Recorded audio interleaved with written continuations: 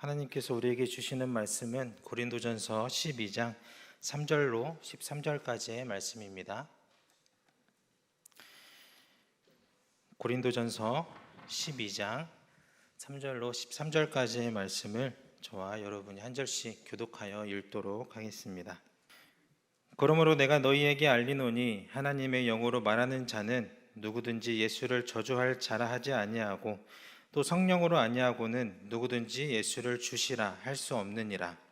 은사는 여러 가지나 성령은 같고 직분은 여러 가지나 주는 같으며 또 사역은 여러 가지나 모든 것을 모든 사람 가운데서 이루시는 하나님은 같으니 각 사람에게 성령을 나타내심은 유익하게 하려 하심이라.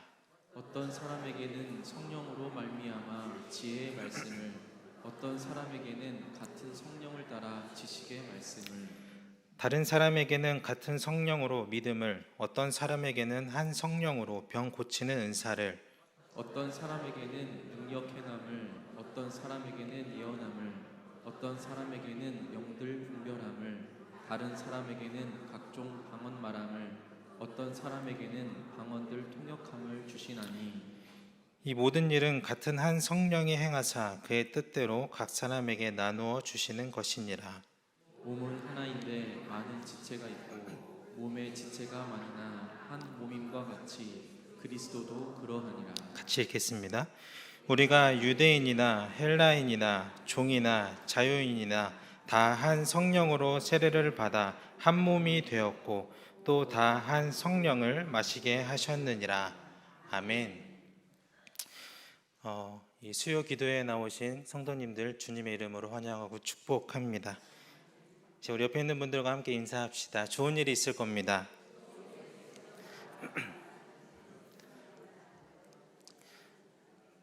제가 이 세상의 소금 연산교회에서 섬기기 시작한 지 올해로 6년째가 되어가고 있습니다. 2018년 첫 예배를 드릴 때부터 늘 입으로 고백해오던 말이 방금 성도님들과 함께 나눈 좋은 일이 있을 겁니다 라는 인사입니다. 부끄럽게도 수없이 이 말을 내뱉으면서 좋은 일이란 무엇일까 하는 그런 깊은 고민을 해본 적이 없습니다. 그저 단순히 나에게 좋은 일이 생길 거야 라는 생각만 해봤습니다. 우리 성도님들은 좋은 일이 있을 겁니다 라고 인사를 나누시면서 어떤 마음으로 그 축복을 나누십니까? 저는 최근에서야 이 한마디를 깊이 생각해 보았습니다. 그리고 부족한 생각이지만 이런 걸 거야 하고 그 말에 의미를 담아 보았습니다. 지금까지의 시간을 돌이켜보니 우리는 나 자신에게가 아니라 상대방을 향해서 좋은 일이 있을 겁니다 라고 이야기해주고 있었더라고요. 서로의 눈을 마주치고 다른 이에게 있을 그 좋은 일을 바라주었던 것입니다. 물론 성도님들은 훌륭하셔서 그렇게 지금껏 오랫동안 해오셨겠지만 부족한 저는 그렇지 못했었습니다. 이 좋은 일이 있을 겁니다 라고 말해주는 이 짧은 시간은 그에게 주님이 주시는 기쁨이 넘쳐나길 바라며 그가 주님의 품 안에서 얻는 위로가 가득하길 바라며 또 무엇보다 그의 삶에 주님의 평화가 깃들기를 바라주는 가장 좋은 성도의 교제의 시간이 아닐까 하는 생각을 해봤습니다. 그들의 삶에 좋은 일이 일어나는 것을 바라보는 그것만으로도 나에게 좋은 일이 아닐까 하는 생각을 해봤습니다. 그래서 우리 다시 한번 진심을 담아서 서로에게 인사해봤으면 좋겠습니다. 좋은 일이 있을 겁니다.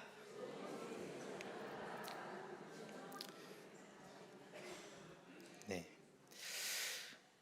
제 아버지는 음악을 굉장히 사랑하시는 분이십니다. 어릴 때부터 기타를 들고 다니셨고요. 직업도 지금은 아니지만 예전에는 피아노사를 운영하실 정도로 음악을 가까이 하면서 살아오셨습니다. 교회에서도 오랫동안 이 찬양대 지휘를 해오셨습니다. 제가 어릴 적 소년부 찬양대를 할 때도 아버지가 지휘자셨습니다. 죄송합니다. 찬양대라는 것은 여러 사람이 모여서 적게는 2부 또 많게는 4부로 찬양을 올려드리는 그런 공동체잖아요. 그렇게 누구의 목소리가 커서도 안 되고 작아서도 안 되고 각자의 파트에서 이 하나의 하모니를 잘 이루어내야 영광을 돌릴 수 있는 그런 아름다운 찬양대가 될 수 있을 겁니다. 그리고 가끔은 좀 더 아름답기 위해서 솔로를 넣기도 하죠. 어렸던 저에게는 이 솔로가 문제였습니다. 제 친한 친구였던 남자아이가 하나 있었는데요. 노래를 아주 잘했습니다. 걔는 피아노 학원 아들이었습니다. 근데 그 아버지가 제 아버지인데 그 친구만 솔로를 시키는 겁니다. 그래서 어느 날 속상한 나머지 아버지께 여쭈었습니다. 왜 저는 솔로를 시켜주지 않습니까? 사실 너무 오래전의 질문이라 그 대답은 잘 기억이 나진 않지만 그 이후로도 제가 솔로를 했던 기억은 없습니다.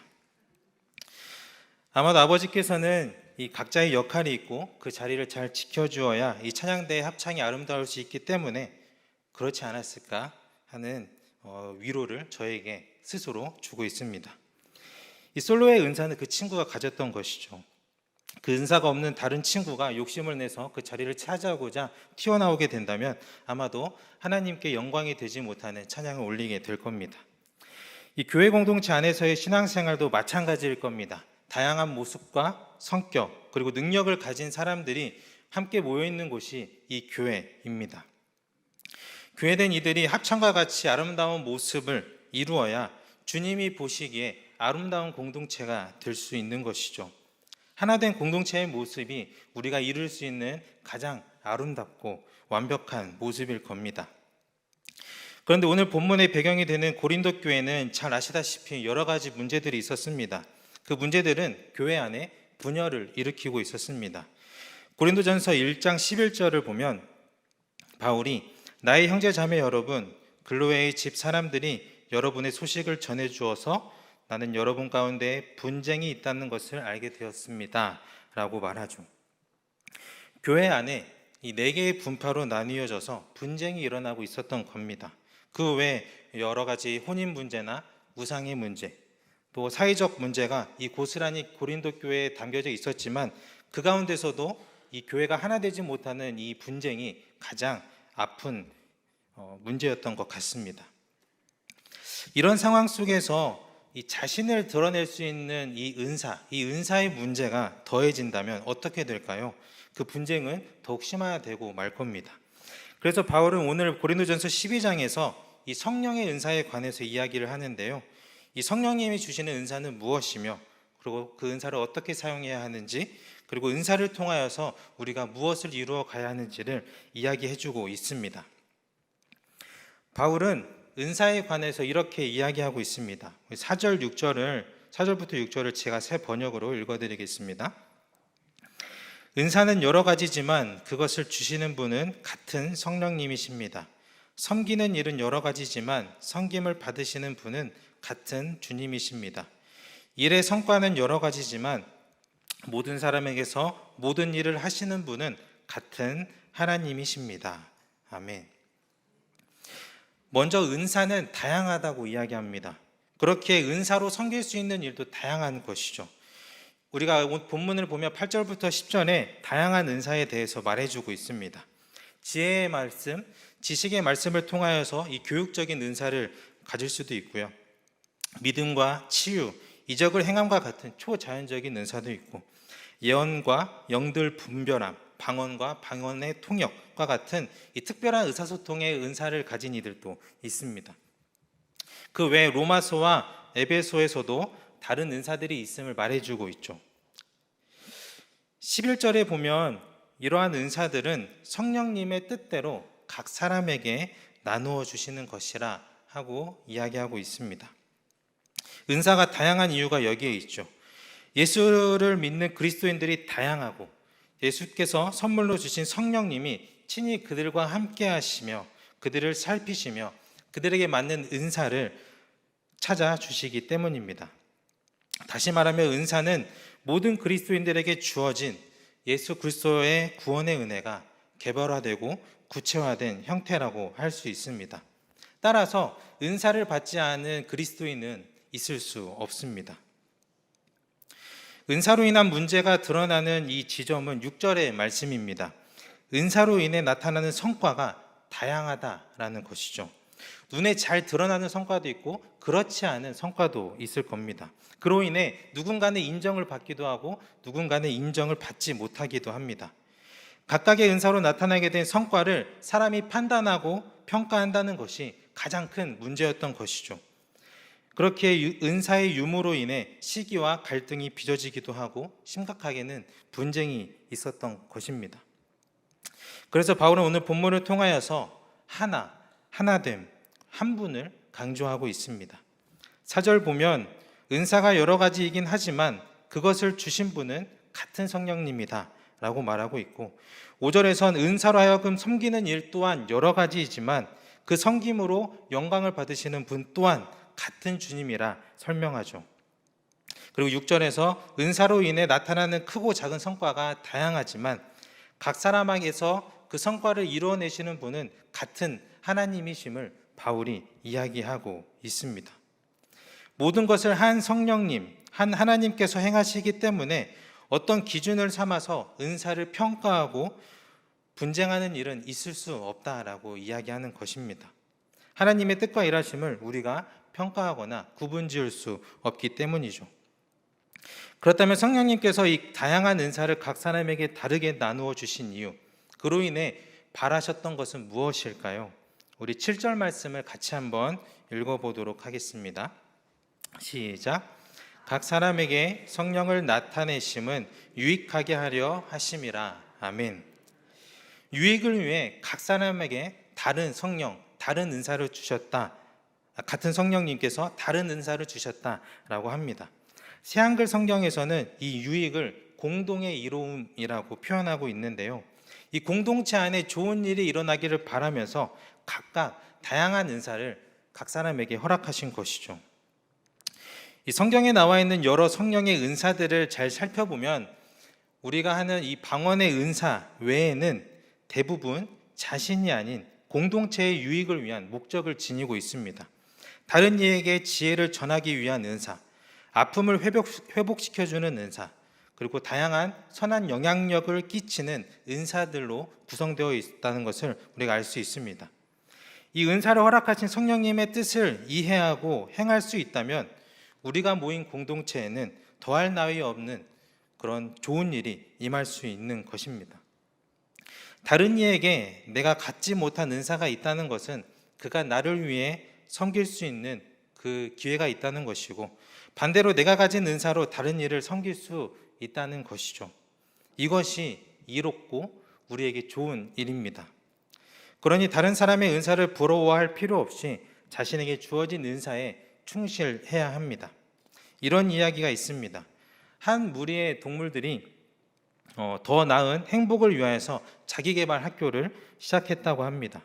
그들은 각자 자기의 특기는 잠시 미루어 두고 자신에게 부족한 것들을 훈련했습니다. 오리는 달리기를 연습하고, 토끼는 날기를 연습하고, 다람쥐는 수영을, 독수리는 기어오르기를 열심히 연습했습니다. 그러나 그들은 얼마 안 가서 자신들이 한 이 노력이 다 헛수고라는 것을 깨닫게 되죠. 오히려 자신들의 특기를 오래 사용하지 않아서 크게 손상된 것을 후회하고 했다고 합니다. 성령의 은사가 그렇습니다.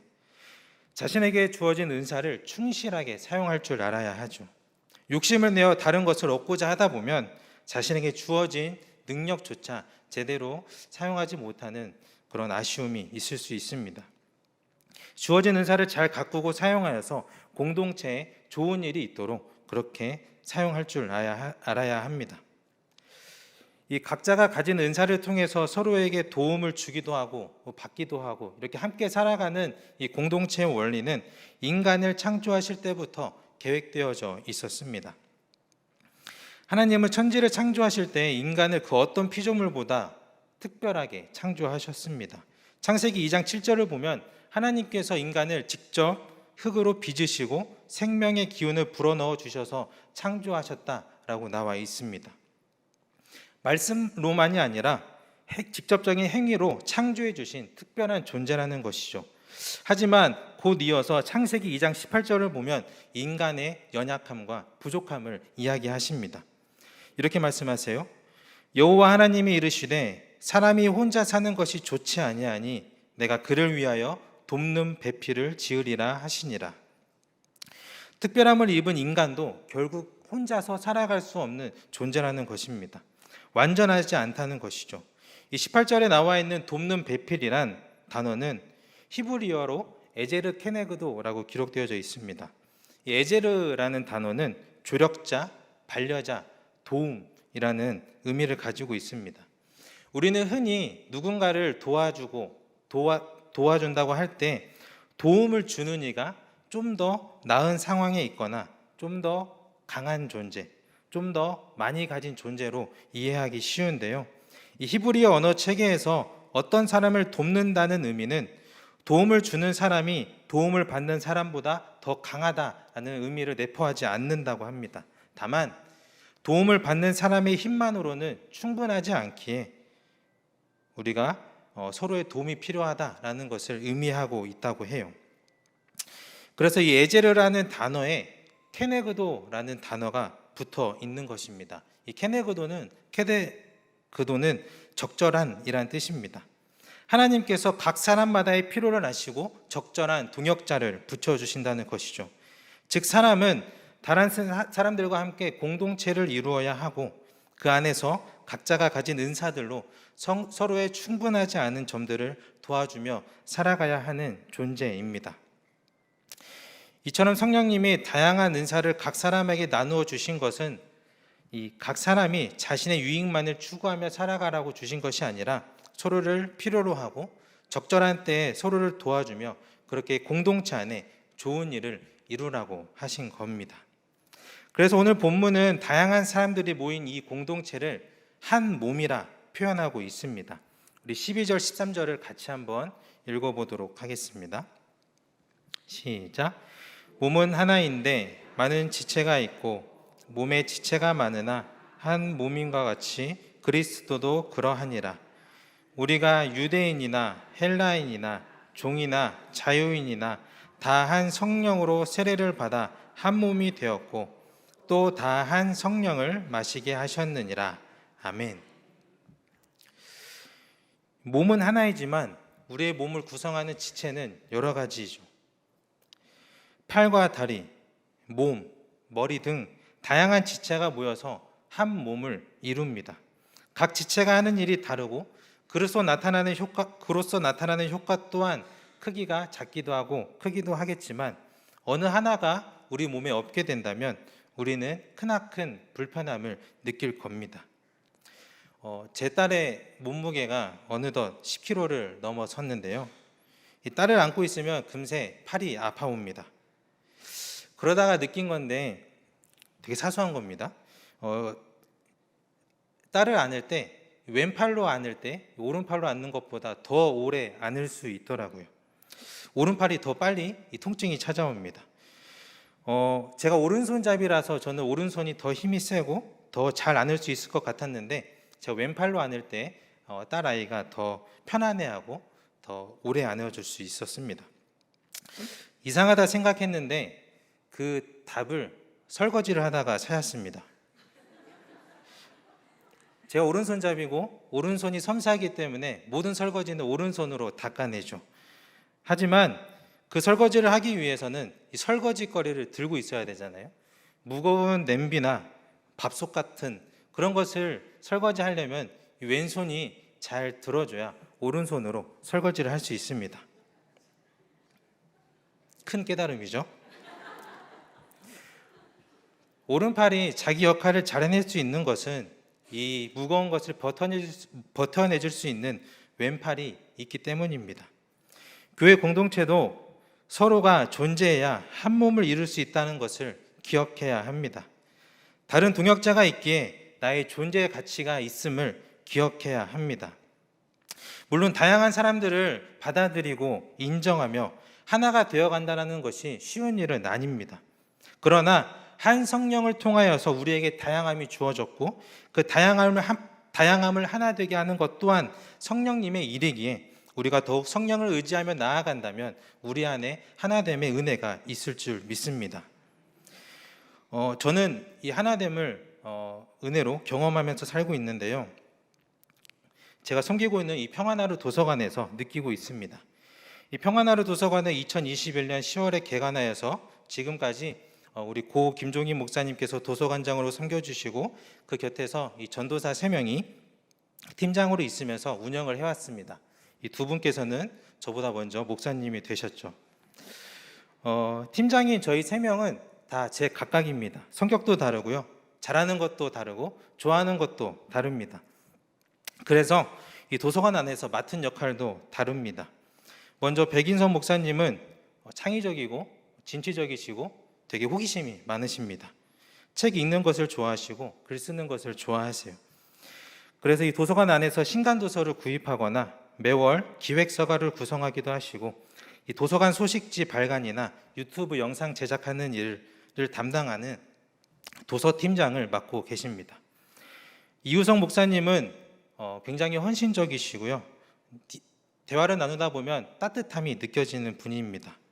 그리고 평화에 대한 지식이 많으시고 가르치는 은사가 있습니다. 그래서 초등학교 아이들부터 중고등학교 아이들까지 이 평화 교육을 담당하고 계시고 그 밖에 도서관 독서 프로그램과 이 복지관과 연계된 프로그램을 기획하고 진행하는 연구팀장을 맡고 계십니다. 그리고 저는 특별한 능력은 없지만 이 두 분보다 좀 더 꼼꼼하고 계획적이고 이성적이어서 회계 업무나 대관 업무, 그 외 행정적인 일을 담당하는 행정팀장을 맡고 있습니다. 3명 있는데 3명이 다 팀장이면 팀원은 누구냐 하실 텐데요. 그때마다 서로가 팀원이 되어줍니다. 무엇보다 모든 면에서 탁월하신 목사님이 계셨기에 그 그늘 아래에서 저희 셋은 이 평안하루 도서관을 잘 섬겨왔습니다. 그러다 얼마 전 예상치 못했던 아픔이 교회에 있었고 목사님과 늘 함께 평안하루 도서관을 지키던 우리들에게도 힘겨운 시간들이 찾아왔습니다. 그동안 목사님의 그늘이 얼마나 컸고 평안했는지 다시 한번 깊이 느끼는 그런 시간을 보내고 있습니다. 그런데요, 이 느껴지는 아픔과는 다르게 우리가 섬기고 있는 이 평안하루 도서관은 흔들리지 않았습니다. 여전히 제 갈 길을 묵묵히 걸어가고 있습니다.